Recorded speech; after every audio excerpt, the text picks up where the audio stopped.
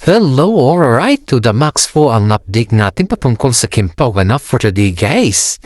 Heto na naman tayo, guys, sa to the max to, guys. To the box ang ibig sabihin. Ibig sabihin, ang daming paayuda sa Kim Pao.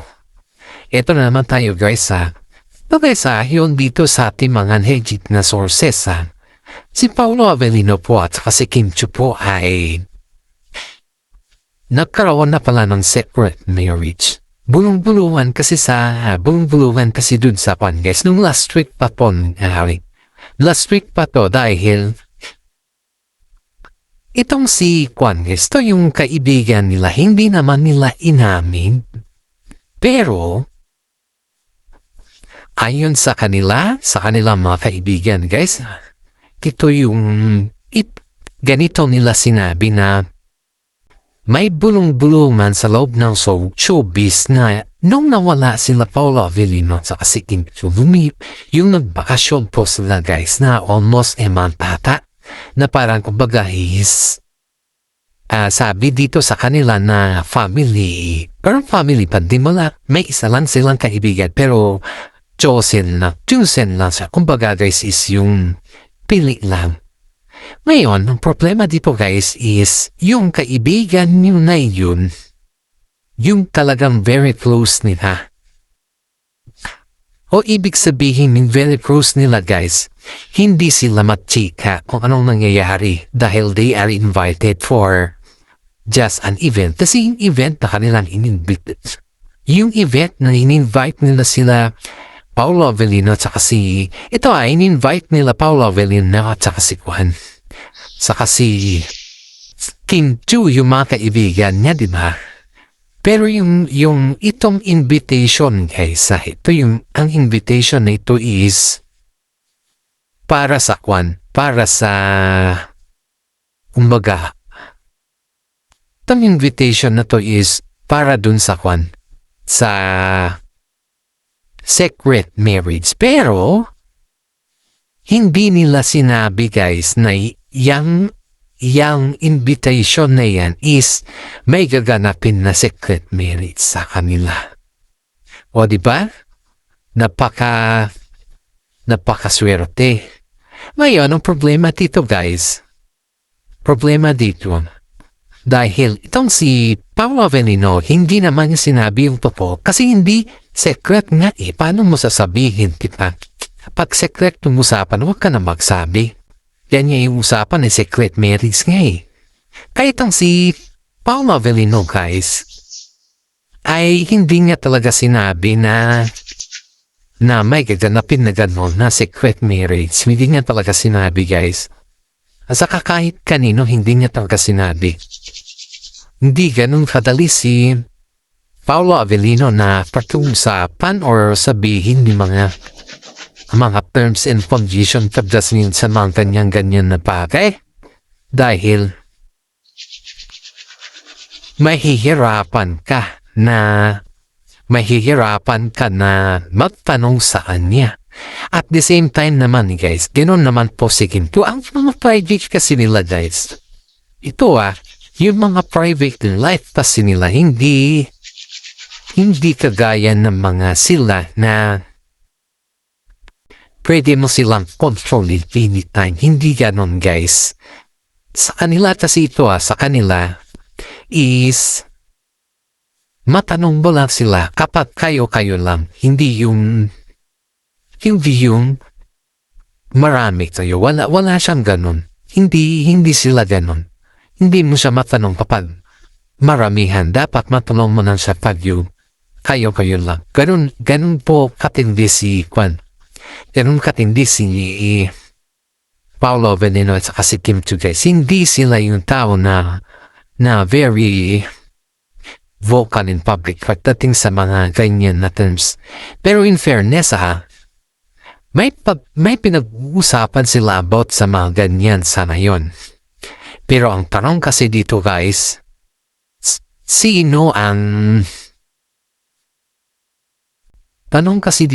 is sino ang kasama ni Kim Chiu at saka si Paolo Avellino na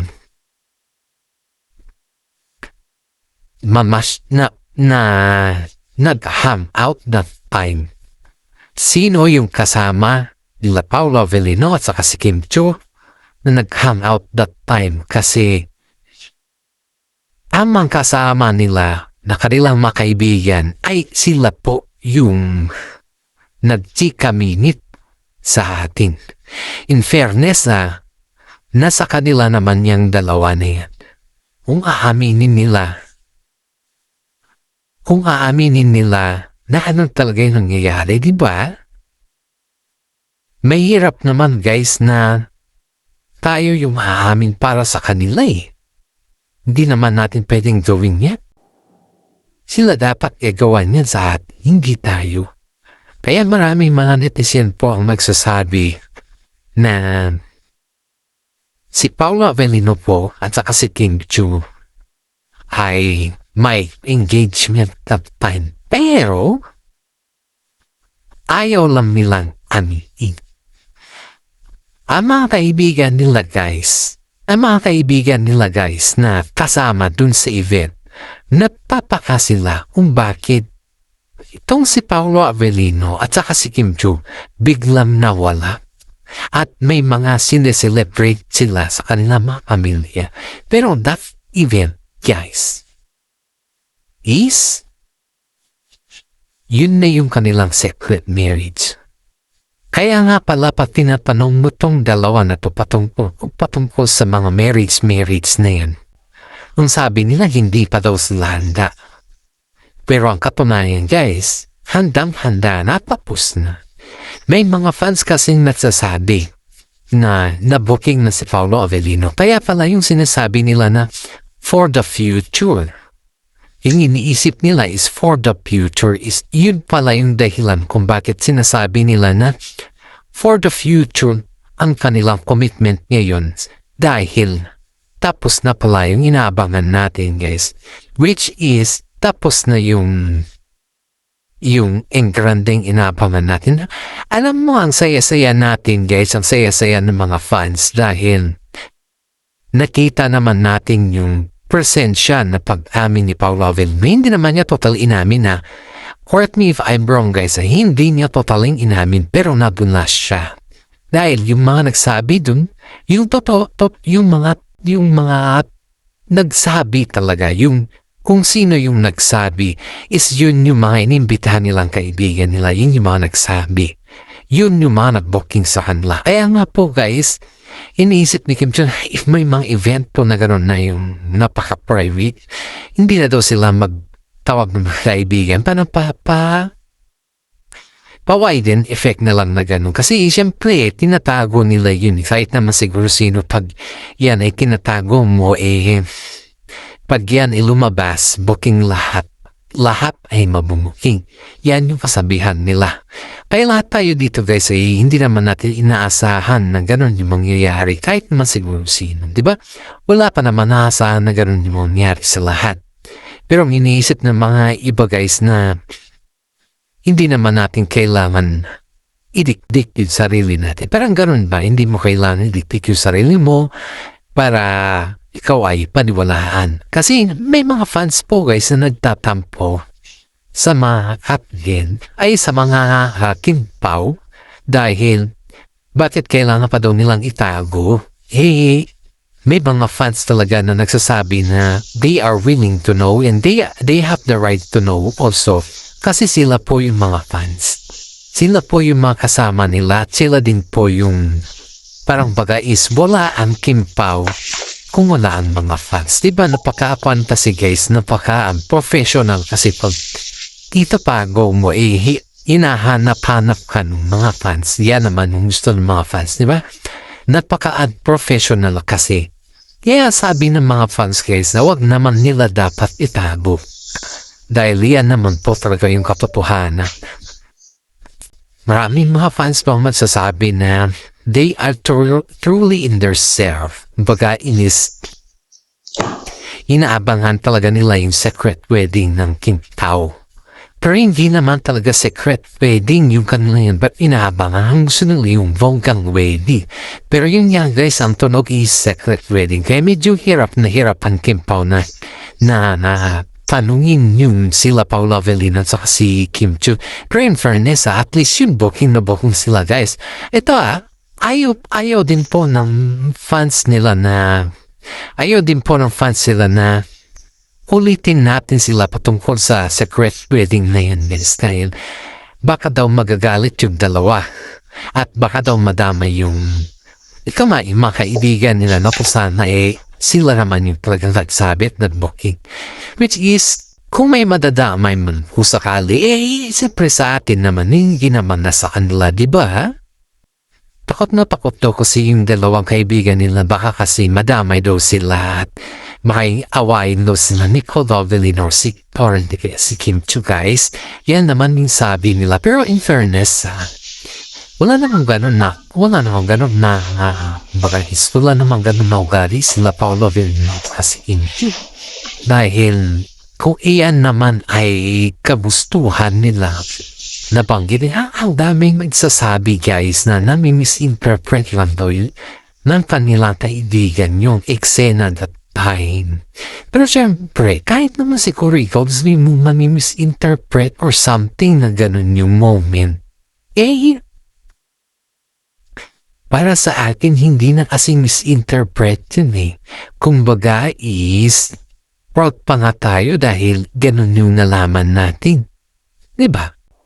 Kumbaga, parang ikaw ba, kapag ganun yung nalaman mo, sa tingin mo ba, hindi ka ba masaya? Sa tingin mo ba, ano yung pakiramdam mo? Di ba masaya ka kung talagang fans na? Ganun naman yun, guys Masaya ka.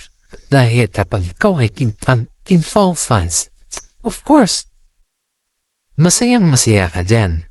Alam naman din natin yan. Halos lahat naman kayo pag engagement ang pinag-usapan. Lalo yung engagement na sinasabi is yung talagang favorito din natin na katambal. And of course, masaya ka.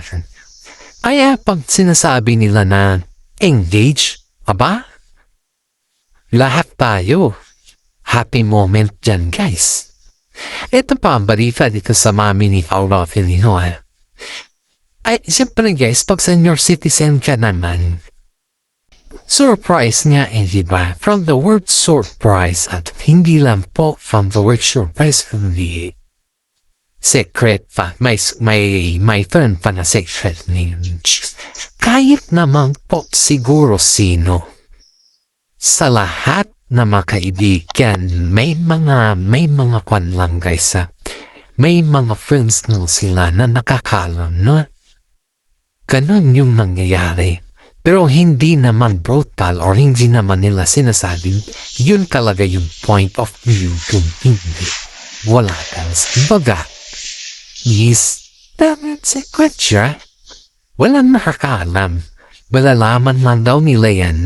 Nalalaman na lang daw nila nung may, parang kumbaga guys is, Mr. Avellino daw yung tawag kay Mrs. Avellino daw yung tawag kay Kim Chu.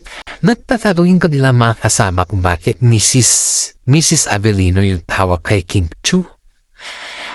Yun pala, that time na event, dun pala nag-start ang tan na Mrs. Avellino na siya. My God, sarap naman sa pakiramdam guys na Mrs. na pala si Kim Chu, wala tayong kaalalan. Bayan naman yung mga artista guys, lalot sa mga babae, hindi talaga nila ginagamit yung family name ng lalaki. Kung ikakasal sila man or whatever, hindi na talaga nila ginagamit. I don't know what's the reason behind that. Hindi naman natin alam kung ano yung rason nila para sa mga ganyan na bagay. Pero, lagi na natin intindihin guys na may mga panahon na kailangan din nilang intindihin ang nagsabi. May mga panahon din na aminin na nila kung ano yung meron sa kanila. Pero ang hirap intindihin din paminsan-minsan kung ano yung meron sa kanila. Dahil mismo sila, hindi naman nila yan aaminin sa atin. Diba? Ito ay mami ni Paula Avellino kaysa ang nasa isip niya lang. Tawang-tawa yung mga friends ni Kim Chu at saka yung friends si Paolo Avellino na nandun kasi hindi daw niya nagigets kung anong klaseng activity or kung anong celebration meron sila ba't sila nandun. Ang dami daw hindi nakakagets. Yes, kasi lasing na sila eh. Umiinom kumakain kung ang saya na nila. Wala nang, kumbaga hindi mo na, kumbaga ba, para sa atin na hindi mga Thailand na tanong. Siyempre, tayo invited, anong event to? Normal kasi tinatanong mo anong event? Anong event po? Para saan pong event na po? Ganun, di ba? Normal lang. Pero siyempre dahil sa excited ba sa view? Excited sa view na napakaganda yung view kung saan nila yung ganun na yung secret marriage na aba hindi na yung klaseng event yung tinanong ko ang ganda ng view. At saka mga pagkain ba, mga kung saan pwede. Yung one na, wala nang tanong ano klaseng yun. Basta yun, masaya sila. Yun yung point dun. Wala nang ang daming chefuret, guys. Kaya pati itong si Mami ni Paolo Avellino, guys, hindi na daw niya nakarang kung anong klaseng event. Basta importante is in-invite siya at saka kasama niya si Kim Tusang si Paolo. Yan lang naman yung importante kay sa Mami ni Paolo Avellino, guys, yung makasama niya si Kim at saka si Paolo Avellino. Masaya na siya, okay na siya dun. Iwala naman na siyang hihingin na iba ba. Hanggang dun lang siya yung masaya na siya kapag nandiyan na si Paolo Avellino, makasama niya sa makabanding niya, kasama niya si Kim Chu Kim Hee sa kanya, guys. Wala na ang daming chip pa. Hindi kasi siya kagaya ng mga iba na naghanap pa ng war. Hindi siya ganun, guys. Ito kasi yung mami ni Paolo Avellino. Basta importante sa kanya is makasama niya, makabanding niya sila Kim Chu at si Paolo Avellino. Okay na yun. Ganun lang kakasupli, guys. Hindi niya gaya na mga tanong dyan, tanong dito. Pag hindi pa satisfied sa tanong, dagdagan pa yung mga kailangan pa yung maging satisfied. Kaya ganun ba yung pakiramdam mo is you're not, hindi comfortable sa kanila na maging kasama sa mga pag-invite na. Ganun yun, guys. Kaya itong si Mami ni Paolo Avellino, hindi siya ganun. Kaya palagi siyang kasama ni Kim Chu kasi si Kim Chu, guys, is hindi din nababoring kay Mami ni Paolo Avellino. No. O ngayon, nabudol na rin nila yung Mami ni Paolo. Parang tawado yung mga fans sa kanila dahil yung alam lang nila dun is a summer vacation. Yun na, kailangan lang nila pumunta doon dahil nag-init. Ganun na. Ganun na kasimple. Wala na daw daming tsitsibretche, guys. Kaya nga, nalilito rin yung Mami ni Paolo eh. Noong tinanong ang mga kaibigan nila, parang nabooking ata si Panong na ang sabi daw sa kanya, guys, is parang may isa silang friend na hindi daw yung gustong talaga niyang tanongin kung bakit may ganun na celebration. Kay Paolo Avellino daw niya tinanong, guys. Sagot ni Paolo Avellino sa kanya is, this day was the special day for me and Kim Chu. Walang ibig sabihin nun, guys. Special day for them ni Kim Chu. O diba? Kaya nga sabi naman netizen, he is Mr. and Mrs. na sila. Magpagal na silang engaged. Special, kumbaga, yun yung special day sa kanila. Ibig sabihin nun, guys, is mayroon na, matagal na. Pero lang kasi, kaya in-ignore natin.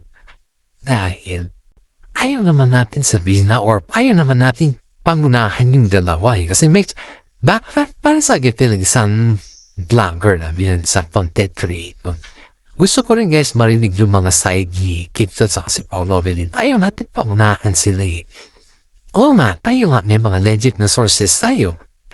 Pero yung pangunahan mo yung mismo nandyan. Parang ibang level kasi yun, guys, para sa akin. Parang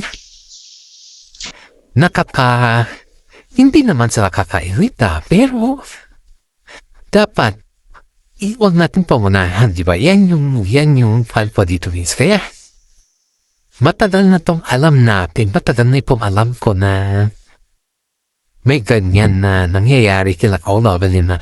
That was the month, guys, na last month pa yan. Pero wala, ni isa walang mag-vlog eh.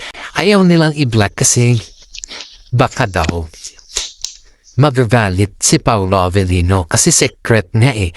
Ayaw talaga nilang i-vlog yan, guys. But ayan nga, guys, sabi ko is hindi ko sasabihin kung sino yung magsabi sa atin. Kasi aware naman tayo eh. That is our legit resources.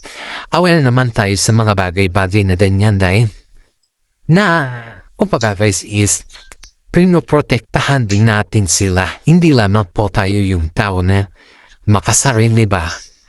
Kundi pinoprotektahan din natin sila. Bilang sila din na, kailangan din natin silang protektahan. Makaibigan dyan si Manayan, guys, na mahirap naman po na sila tayo na nagbablog, tayo na nakikinig sa kanila, tayo na nagbibigay ng, kumbaga is, tayo na nagbibigay ng mga bilang isang content creator, gano'n man tayo ay baka masira pa yung kanila pagkaibigan kung bagsadi tayo. Sabihin natin kung sino yung nagsabi sa atin, di ba? Mahirap yun, guys. Kaya tayo dito, guys, is ano man lang yung may balita natin na sinabi ng ating legit na sources ay nanggaling talaga sa kanila yan. Hindi naman natin pwedeng dagdagan, so hindi lang naman natin pwedeng kulangan. Sakto lang po. Hanggang sakto lang tayo, guys, kasi ang mga secret na medicine guys, mahirap din yan. Pero para sa kanila guys, pwede naman nilang i-confirm yan. At kung ayaw naman nilang confirm, yun na sa kanila na po yan guys. Hindi naman tayo pwedeng ipilit, diba? Hindi naman natin pwedeng ipilit kung sakali. And this is for today. God bless po sa ating lahat. And please subscribe and like our YouTube channel. Peanut Vlog update po ito para sa Kim Pao Kanap.